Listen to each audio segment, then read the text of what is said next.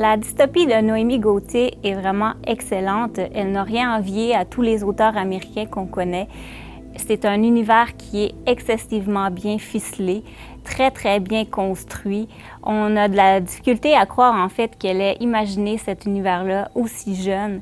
C'est écrit de main de maître, c'est très bien maîtrisé. C'est un livre que je vous conseille fortement.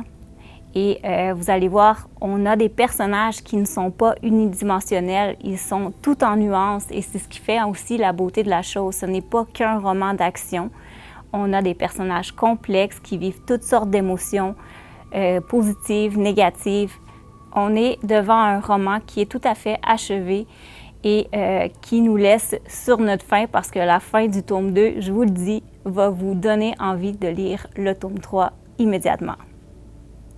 La lâcheté n'avait rien à voir dans cette histoire. Les envahisseurs les avaient divisés, chassés et tués.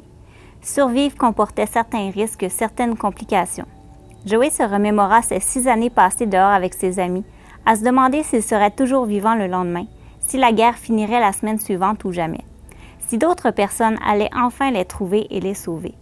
En ce temps-là, il ignorait totalement que l'unique personne capable de le sauver était lui-même, que la seule façon de garder ses amis en vie était de les protéger à sa façon, sans prier pour que d'autres le fassent à sa place, d'agir comme un héros, que ce soit pour lui ou pour les autres, peu importe ce que ça signifiait vraiment. C'était ce qui manquait à l'humanité, des héros.